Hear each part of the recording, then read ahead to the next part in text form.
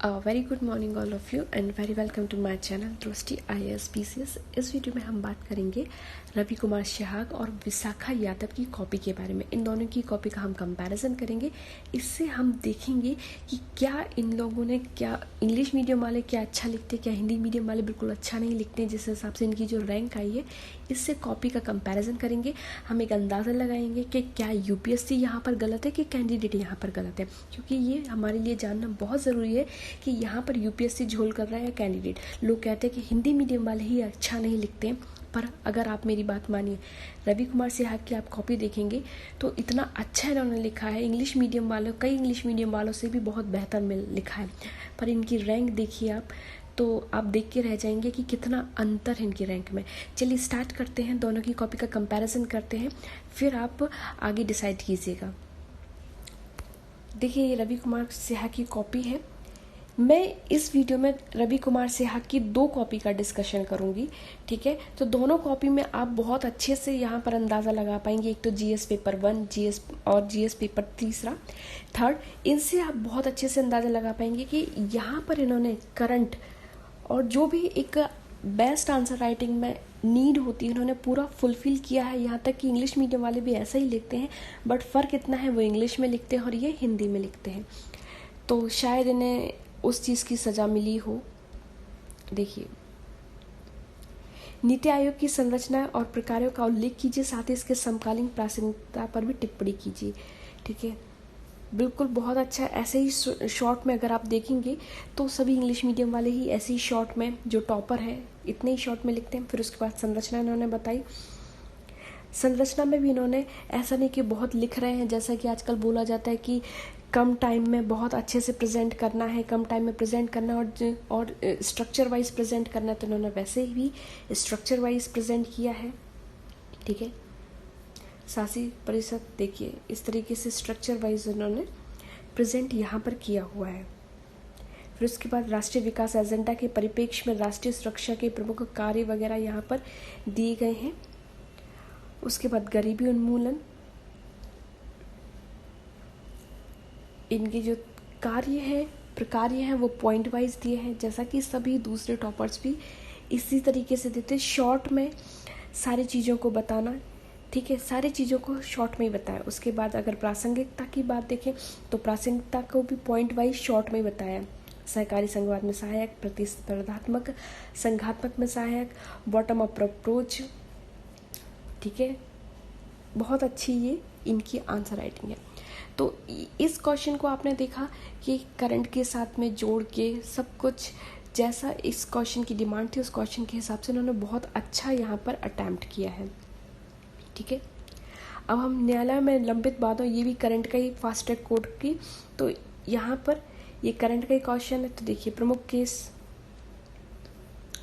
अब आप देखिए यहाँ पर जितना इनको देना चाहिए था उतना दिया।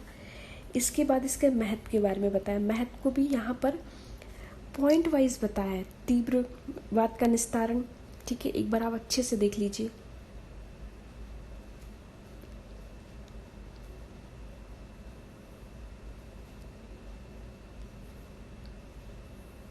ठीक है, उसके बाद इसमें महत्व को देखें तो महत्व में तीव्रवाद का निस्तारण, न्यायालयों पर बोझ को कम करना, विशिष्ट बातों जिनमें जटिल विशेषताओं की जरूरत है का तीव्रता से समाधान करना, न्यायाधीशों का विशिष्ट अर्जन करना, उदाहरण के लिए वेस्ट बेकरी केस।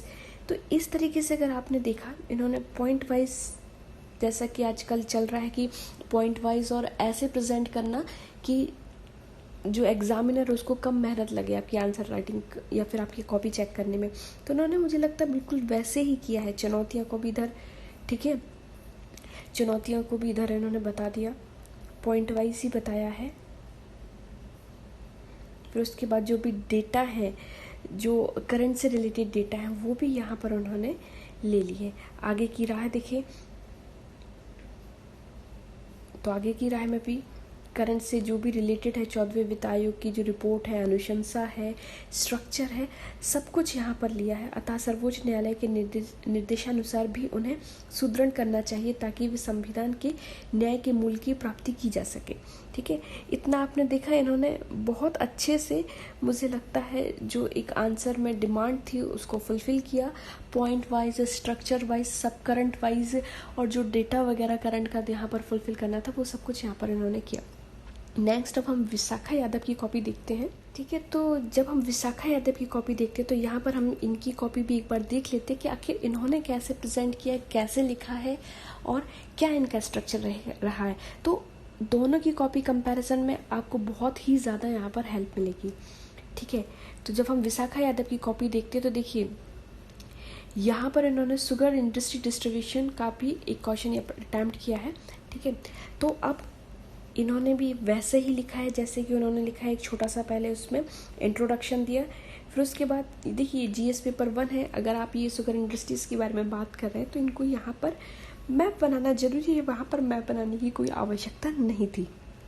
फिर उसके बाद हम बात करें तो इन्होंने भी यहाँ पर पॉइंट वाइज सब कुछ डाटा, जो भी डाटा है वो पॉइंट वाइज ही दिया है। ऐसा कोई भी इन्होंने इफेक्टिव मतलब इतना कुछ नहीं दिया है जो उन्होंने नहीं दिया है। दोनों ने यही इक्वल बहुत अच्छा लिखा है।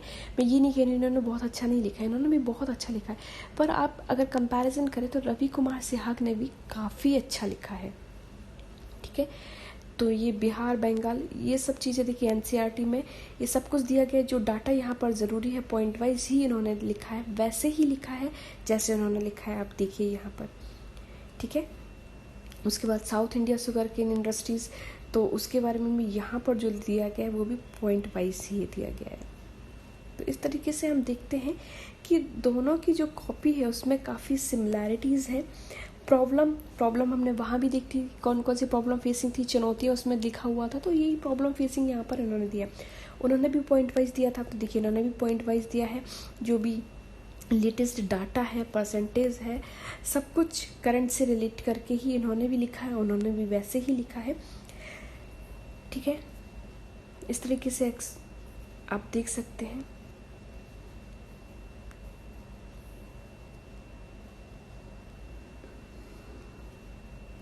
दूसरे क्वेश्चन की भी बात करें अगर हम इसमें भी, तो इसमें ग्रीन गोल्ड बैम्बू मिशन के बारे में, यहाँ पर जो बैम्बू डिस्ट्रीब्यूशन ऑफ इंडिया है उसके बारे में यहाँ पर पूछा गया था। तो देखिए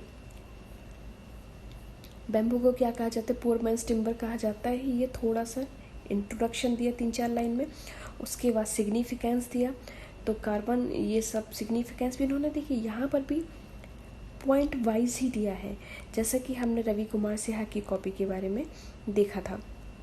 ठीक है, उसके बाद ये जो डाटा बैम्बू से रिलेटेड है वो सारे डाटा यहाँ पर दिए गए हैं। ठीक है, अब जैसे कि ज्योग्राफी का क्वेश्चन है तो यहाँ पर मैप बनाना थोड़ा सा ज़रूरी हो जाता है। इसके बाद हम रवि कुमार सिहाग की भी ज्योग्राफी का देखेंगे कि उन्होंने किस तरीके से हैंडल किया है। तो देखिए आप देखिए इसमें, उसके बाद फॉरेस्ट रिपोर्ट को भी यहाँ पर ले लिया गया है। ठीक है, जैसे कि जो भी करंट डाटा ज़रूरी है वो सब कुछ यहाँ पे लिया गया है।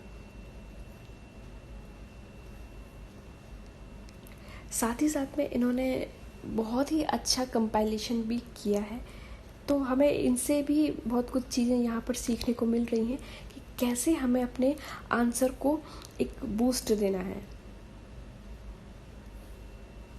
ठीक है, अब ये देखिए पूरा डाटा बहुत अच्छे से इन्होंने बहुत ज़्यादा याद किया होगा और फिर उसको डाटा को बहुत अच्छे से एकदम प्रिसाइसली यूज़ किया है सारे डाटा को।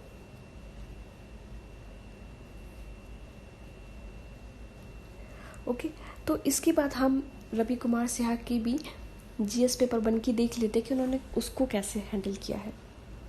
देखिए ये जो आंसर राइटिंग रवि कुमार सिहाग की है, इन्होंने जीएस पेपर 1 में, इसके पहले हमने विशाखा यादव का देखा था, तो उन्होंने जीएस पेपर 1 में उसमें ज्योग्राफी की जो क्वेश्चन अटैम्प्ट किए, तो उसी हिसाब से अगर इनकी ज्योग्राफी की क्वेश्चन अटैम्प्ट करें, देखिए तो जिस हिसाब से इंट्रोडक्शन में 4-5 लाइन लिखी, यहाँ पर जो क्वेश्चन दिया गया है भारत जैसे देश में विभिन्न समय क्षेत्र और टाइम जोन का मुद्दा सामने आता रहा है, तो यहाँ पर टाइम जोन के बारे में यहाँ पर पूछा गया है। तो टाइम जोन से रिलेटेड जो थोड़ा सा इंट्रोडक्शन है वो यहाँ पर दिया गया। अब देखिए यहाँ पर एक मैप की आवश्यकता थी, तो प्रॉपर तरीके से मैप को बताया गया। उसके बाद ये जो भारतीय मानक समय है, जो रेखा गुजरती है, पूरा प्रॉपर दिखाया गया कि कहाँ से कहाँ तक गुजरती है। सेम उसी तरीके से आपने देखा विशाखा यादव की कॉपी में और इनकी कॉपी में कितनी सिमिलैरिटी है, ठीक है। तो देखिए इतनी सिमिलैरिटी होने के बावजूद भी उन्होंने भी इस तरीके से ही लिखा था। हमने भी देखा बैम्बू मिशन में, देखा इसी तरीके से लिखा था, इन्होंने भी इसी तरीके से लिखा है। फिर भी आप देखें तो इनको काफ़ी कम मार्क्स मिले हैं, रैंक पीछे मिली है, ठीक है। उसके बाद चुनौतियाँ भी यहाँ पर प्रॉब्लम फेसिंग हमने वहाँ पर भी देखा था, यहाँ पर चुनौतियाँ हम देख रहे हैं। फिर उसके बाद कंक्लूज़न हमने वहाँ पर भी देखा था।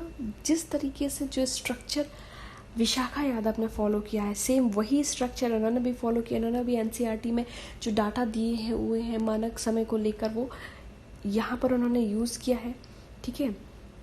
उसके बाद एक क्वेश्चन हम इनका और देख लेते हैं। उसके बाद ये देख लेते हैं कि इनका भारत में गरीबी का बिंदु पर ठिकाना ग्रामीण में शहरी क्षेत्रों में स्थानांतरित हो रहा है। तो इन्होंने स्टार्ट किया यूएनडीपी की रिपोर्ट से, बेहतरीन है, ठीक है। उसके बाद यूएनडीपी की रिपोर्ट में जो गरीबी रेखा के अनुसार जितना भी जो भी करंट का डाटा दिया गया था वो यहाँ पर यूज़ किया गया है, उसके कारण दिए गए हैं, ठीक है। इसी तरीके से हमने वहाँ पर देखा था, कारण दिए गए हैं। कारण को भी इन्होंने पॉइंट वाइज लिखा है, ऐसा भी नहीं है कि बहुत ज़्यादा हौच पौच करके लिखा है। आप ये देखिए कारण दिए गए हैं यहाँ पर। उसके बाद ठीक है, सारे जो कारण हैं इनको पॉइंट वाइज लिखा गया है, उदाहरण को भी, और जो भी इम्पोर्टेंट पॉइंट है उसको या तो ब्लॉक में डाला है या फिर उसके अंदर लाइन किए हैं। उसके बाद जनगणना को भी लिया गया क्योंकि ये जनगणना से संबंधित है, तो जनगणना से संबंधित सारे डाटा को लिया गया है यहाँ पर। उसके बाद करंट को भी यहाँ पर बहुत अच्छे से उपयोग किया गया है। आगे की राय भी यहाँ पर बताई गई है, वो भी बहुत अच्छे से, जो भी करंट का डाटा यूज़ करके। तो इस तरीके से अगर हम देखें कि दोनों ने ही बहुत अच्छा लिखा है। मैं ये नहीं कह रही हूँ कि विशाखा यादव ने बहुत अच्छा लिखा है या रवि कुमार सिहाग ने बहुत अच्छा लिखा है, दोनों ने बहुत अच्छा किया है, लगभग समान तरीके से लिखा है। पर अगर आप देखें तो विशाखा यादव की रैंक 6 है और इनकी रैंक 317 है। कितना अंतर है रैंक पे, बहुत ज़्यादा अंतर होने के बावजूद भी इनको मतलब बहुत सिमिलैरिटी, इतना सिमिलर लिखने के बावजूद भी इनको बहुत कम मार्क्स मिले। तो कहीं ना कहीं यहाँ पर हिंदी मीडियम वालों के साथ में यूपीएससी भेदभाव कर रही है। अगर आप देखिए इनकी कॉपी को तो हिंदी मीडियम वालों में कोई भी मेहनत की कमी नहीं है, पर यहाँ पर बहुत ज़्यादा लापरवाही यूपीएससी की तरफ से बरती जा रही है, मुझे ऐसा लगता है। आपको क्या लगता है, आप प्लीज़ मुझे कमेंट बॉक्स में कमेंट ज़रूर कीजिएगा। So till then, thanks for watching and stay connected. Thank you.